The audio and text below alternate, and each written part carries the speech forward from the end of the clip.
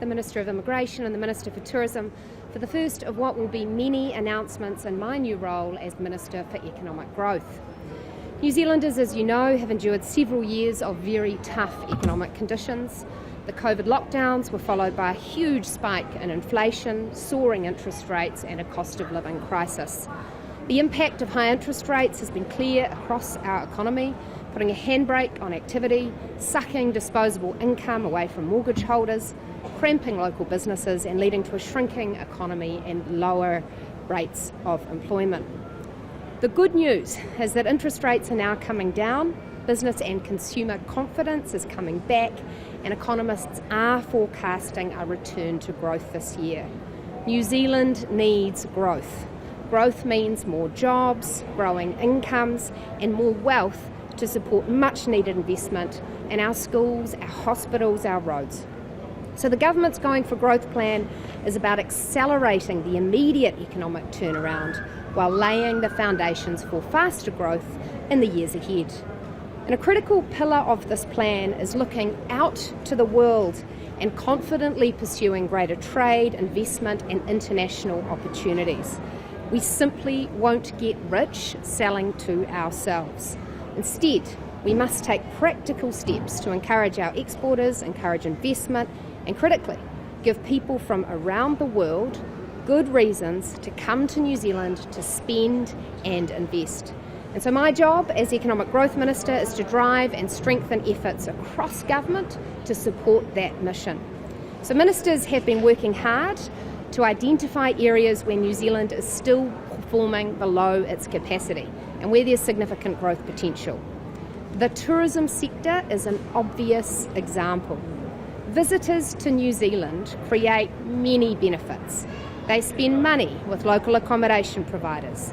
They eat and drink in our bars and restaurants. They spend money with local tour operators and other community businesses.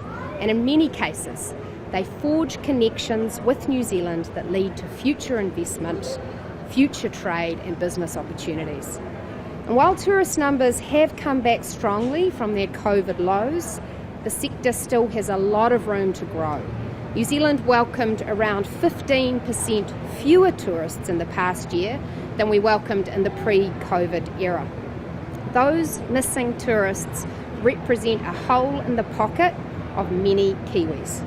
So our government is working to fill that gap, and you can expect us to take a number of steps to encourage more people around the world to choose New Zealand as their next holiday destination. So today's announcement is one such practical step. The digital nomad visa will make New Zealand a more attractive destination for travellers who want to work remotely while holidaying in New Zealand. The visa will open the doors to a whole new category of visitors, those wanting to hold on to a job elsewhere while enjoying a change in location and environment. We envisage, based on experiences around the world, that many of these travellers will be highly skilled people with roles that connect them to powerhouse firms and industries globally. These are jobs they hold offshore and that they will be able to stay connected to while in New Zealand. They won't be competing for Kiwi jobs.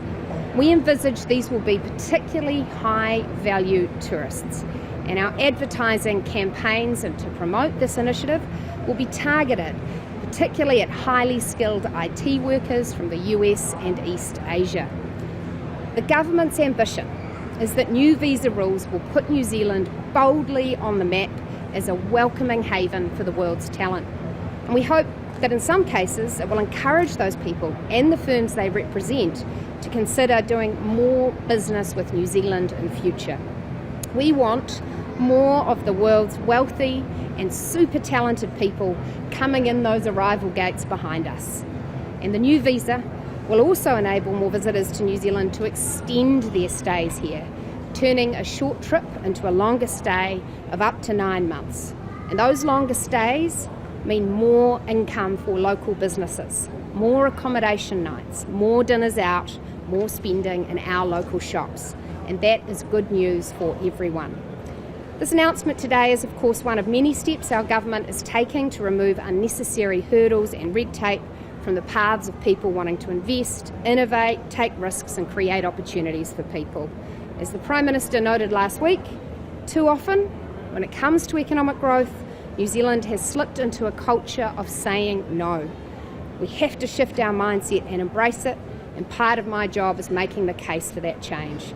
Today's announcement is an example of our new approach, and it's conceivable that at some point someone will attempt to bend the rules in a way that's not intended. And the point I would make is that the benefits of making New Zealand a more attractive destination for visitors with sought-after talent far outweighs the risks. And I'll now hand over to Erica to make more detailed comments about the new rules. Thank you. Well, my job as the Minister of Immigration is to support the Minister for Economic Growth and this government's agenda to grow the economy. And there'll be a number of announcements this year in the immigration space, including one around investor visas coming up. But the announcement today is saying yes to tourists, and it does two things. One thing it will do is clear up.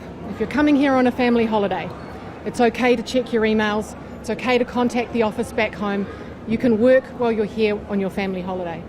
But the second important thing that it does, and the Minister Willis has explained this, is to target the market we have never been able to target before because we didn't have the settings right.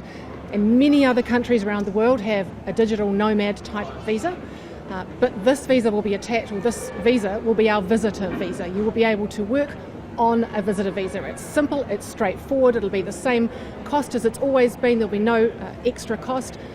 But it'll do two things, clarifying that you can work while you're here, but also targeting this huge new market of high-value tourists who can stay for longer, work for their offshore employer, and spend a huge amount of time travelling up and down the country doing some of the amazing things that you can do in New Zealand. So happy to answer any questions. Thanks. I just want to add a few comments here. I mean, obviously international tourism is New Zealand's second largest export. We've got masses of opportunity to attract more visitors to New Zealand, and a very key message for us today is that New Zealand is open for business. So I'm focused on making sure that New Zealand is a destination that's easier to get to and open for a wide range of visitors. This particular announcement today is obviously targeting a group that we think will really enjoy the opportunity to have a workcation. So they'll be working here, but taking the opportunity of everything we have on offer. So our cities, our beautiful landscapes, our regions, and the longer they can stay here, so if they can stay here for up to 9 months, they're more likely to travel across New Zealand and explore everything we have on offer. The reality is that international remote workers, we know in other countries, often spend a longer period of time and invest and spend more while they are here. And it is really important that we attract a broad range of visitors to New Zealand. So as I said, my message is really clear. New Zealand is open for business. We welcome visitors of all types to New Zealand. And in this particular announcement, those who are able to work as digital nomads here on our shores. So if you've been thinking about coming to New Zealand, book your trip today. We welcome you with open arms. Come and enjoy the fantastic welcome that overseas visitors know that New Zealanders give and experience our unique experiences. And to all those tourists who've just enjoyed a couple of great weeks over summer and you're thinking about going back to work, well, you can keep working and stay here for a bit longer.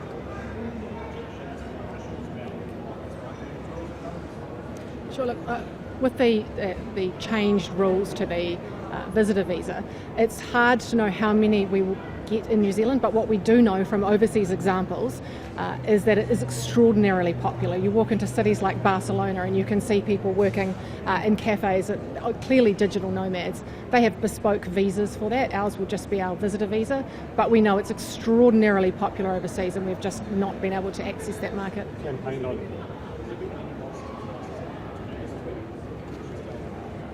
Yeah. Well, the good thing about this change is we're able to do it really simply and efficiently. We could have spent a year creating a new visa, but as the Minister of Economic Growth has said, we need to be open for business now, and it was a really simple, straightforward change that we could make today. And also, it kills two birds with one stone. We can tell visitors when they're here, it's okay that you work, while having these digital nomads at the same time. Will visitors get 9 months when they arrive?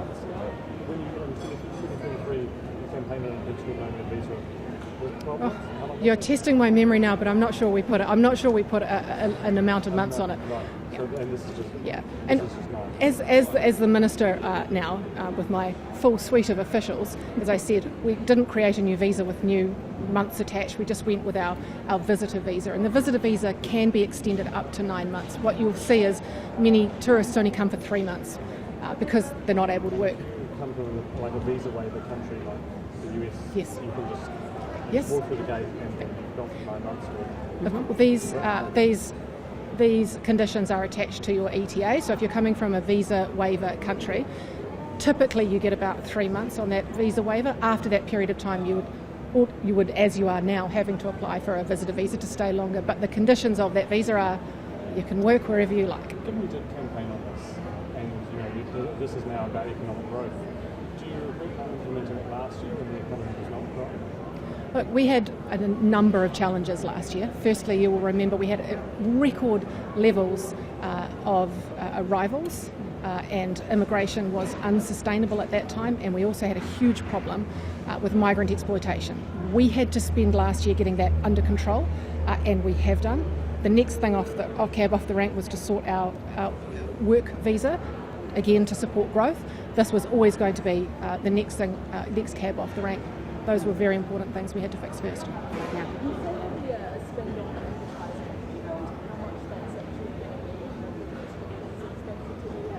Sure. Look, Immigration New Zealand, as the Minister said, are going to be targeting Southeast Asia and America in the first instance. And I think our budget is around 100,000. So we'll test the water and see how that goes, and then potentially break out into new markets with more spend later, depending on what the Minister of Finance does in the next budget. I'm pretty confident we'll make that many times over. The types of visitors and digital nomads that we'll be attracting are highly skilled, well-paid individuals, and I expect in their time here that they will spend longer than they normally would. They will spend more because they're here for longer. And the thing that we're really hoping is they fall in love with the place, or maybe they fall in love with a Kiwi and they end up staying. That's right. And look, I'm looking forward to some extra GST coming through, because every time a visitor shops at a local shop or buys dinner at a local restaurant, New Zealanders receive GST off that spending, not to mention the jobs that supports in local cafes and restaurants. Here in Wellington, you can feel the drop in tourism numbers, and you'll have many people in hospitality tell you that when there's a few more tourists coming through the city, it's better for growth. So we know that we're still not at the tourism numbers we were able to have in 2019. We want those numbers higher, and we're sure that this new visa will attract a whole new group of people. What did you mean when you said that you expected some people might try to bend the rules? Well, what I'm simply saying is there's always a reason why people haven't done these things in the past. This is something new.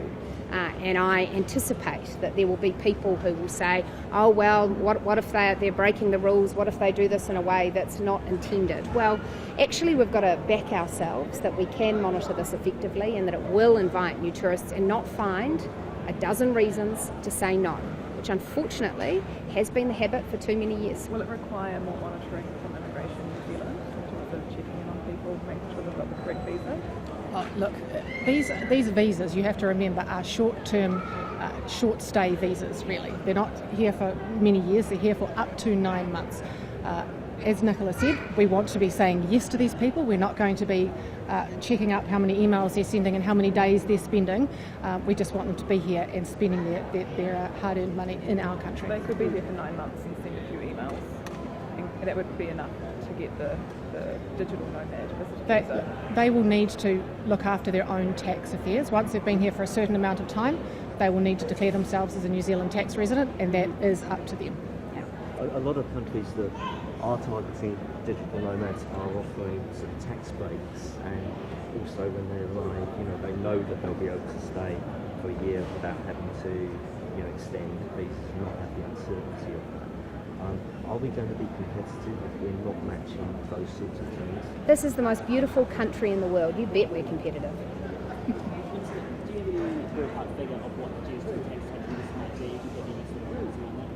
As the Minister said, it's very challenging to model what the increase in visitor numbers as a consequence of this change will be. We share an ambition that this year we will be getting many more visitors to New Zealand as tourists than we did last year, and that of course has a significant impact for jobs, for GST and for growth in the economy.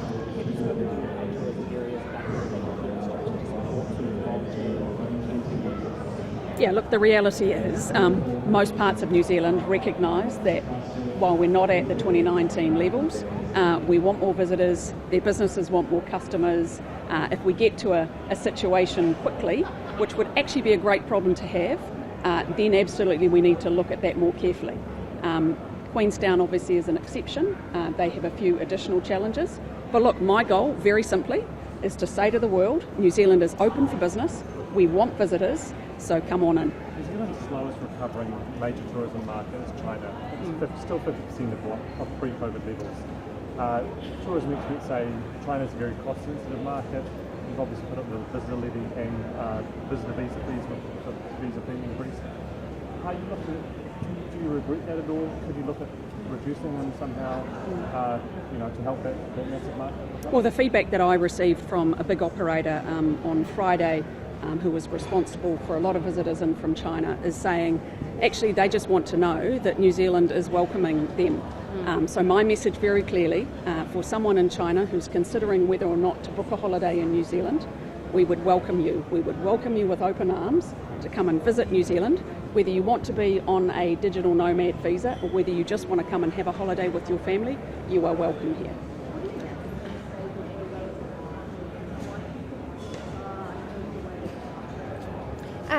Look, I think that the Wellington economy, like economies across New Zealand, has suffered with a cost of living crisis, a period of very high interest rates.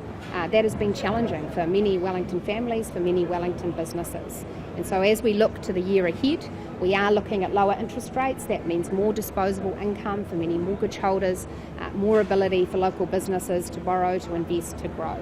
Wellington has great prospects. Tourism is absolutely part of Wellington's future, as is the film industry, as is its scientific and tech industry, as is its education industry. So Wellington is one region that will benefit from this announcement, but it's very much intended to benefit regions across the country. Just a more general question. Do you think privatisation is necessary for economic growth in New Zealand?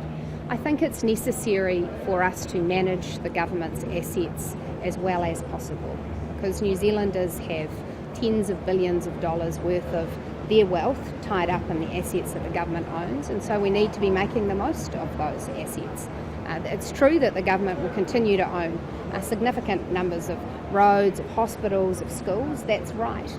But when we are building new infrastructure or building new assets, we always need to make sure we're making the best use of a dollar. The private sector has a role to play. If you look to energy markets, for example, there is widespread private ownership of some of our energy generation. If you look at our ports, there is private investment in our ports and our airports.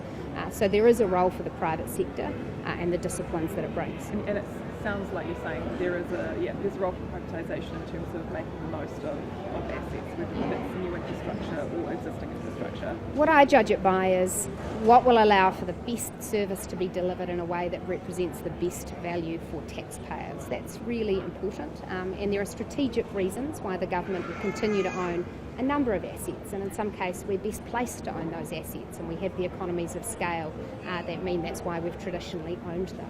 But should we be open to looking at how we can do things better for taxpayers? Yes, every day of the week. If there's no plan to allow asset sales this term, how is rolling out the welcome mat for foreign investment in key infrastructure in New Zealand not going to result in asset sales down the line? Well, the first thing that we're seeing already is that we are receiving unsolicited proposals from international firms wanting to help us build new infrastructure for New Zealand.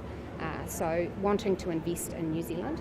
But also we are laying out the roads of national significance, for example, that we want to build, and we are soliciting interest from private sector players who might want to invest in those alongside the government. So that represents significant opportunity, and we'll have more to say about that at our investment summit next in a couple of months.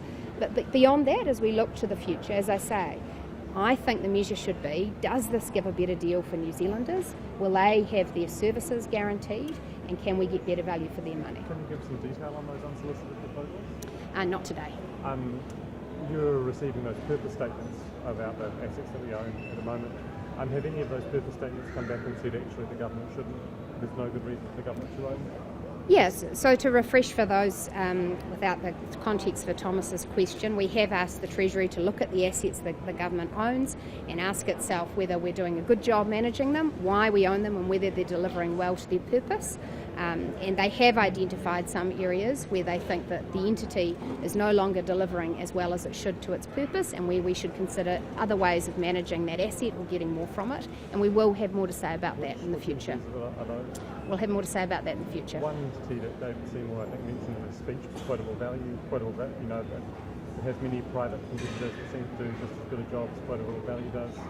Does it still make sense for the government to own quotable value? And I think that will be a question for New Zealanders to consider, because when I talk to New Zealanders, they tell me that the assets they really care about are their local schools, their local hospitals, their local transport connections. And I think if you were to ask them to rank where quotable value sits on that list, schools, hospitals and roads would probably sit higher. Something for all English to know. Sorry. They're relatively common. So we have been slow off the blocks, which is why we talked about it in opposition and saw it as a real opportunity. But actually coming in as the minister and understanding that there are other issues around just general visitors who are coming here and working, it was a great opportunity to clear up both of those things. And so we're excited to start getting out there and promoting it. Do you anticipate there'll be any the digital nomad visa will put any pressure on housing in New Zealand? 9 months is a long time to be in a hotel, say, or an Airbnb, so people might look to short-term rent properties. We know the rental market's under pressure.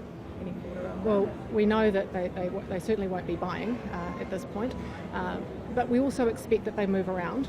We know from other countries that they don't tend to settle in one place. They tend to move around as they're working to see the country. So I'm not expecting enormous numbers enough to make a difference, but also I'm expecting them to move around, and so you shouldn't see any impact, I wouldn't Have imagine. these been the best tourists to focus on more economic growth, considering not here for a huge amount of time necessarily, and you're just expecting the GST take as they move around? Well, I think it makes sense in two ways.